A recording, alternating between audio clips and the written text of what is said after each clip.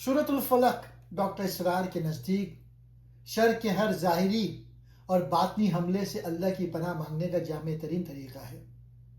یہ سورت انسان کو سکھاتی ہے کہ دنیا میں موجود ہر قسم کے خطرات، قدرتی، انسانی، روحانی، نفسیاتی، سے حقیقی حفاظت صرف اللہ کے پاس ہے۔ ڈاکٹر اسرار اسے روحانی ڈھال اور مومن کی روزانہ کی حفاظت کا لازمی حصہ قرار دیتے ہیں۔ رب الفلق، پوپ ہٹنے والے کا رب۔ سورت کا آغاز اس طرح ہوتا ہے: کہہ دیجئے کہ میں پناہ مانگتا ہوں صبح کے پوپ ہٹنے والے رب کی۔ ڈاکٹر صاحب فرماتے ہیں کہ فلق کے معنی پھاڑنے کے ہیں۔ جس طرح اللہ رات کی تاریکی کو پھاڑ کر صبح کی روشنی نکالتا ہے، اسی طرح وہ انسان کو مصیبتوں کے اندھیرے سے نکال کر عافیت کی روشنی میں لانے کی قدرت رکھتا ہے۔ یہ انسان کو ایک امید دیتا ہے کہ اندھیرا کتنا ہی گہرا کیوں نہ ہو، اللہ اسے دور کر سکتا ہے۔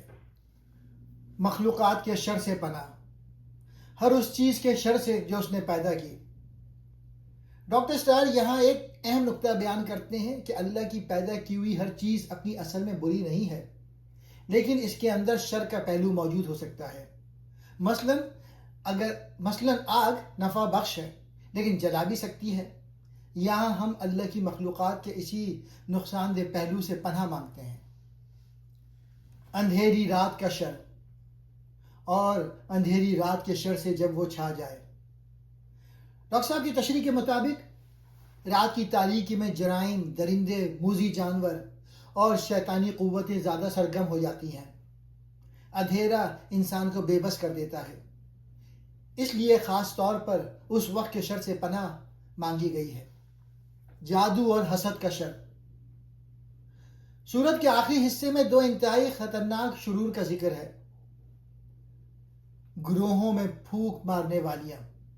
اس سے مراد جادو ٹونا کرنے والے لوگ۔ ڈاکٹر صاحب فرماتے تھے کہ جادو ایک حقیقت ہے جس کا اثر انسان کے اعصاب پر ہو سکتا ہے، اور اس کا علاج صرف اللہ کے کلام سے پناہ مانگنا ہے۔ حسد کرنے والے کے شر سے جب وہ حسد کرے۔ ڈاکٹر صاحب کے مطابق حسد وہ آگ ہے جو نیکیوں کو کھا جاتی ہے۔ حاسد کی نظر اور اس کی بدخواہی سے بچنے کے لیے اللہ کی پناہ ہی واحد حل ہے۔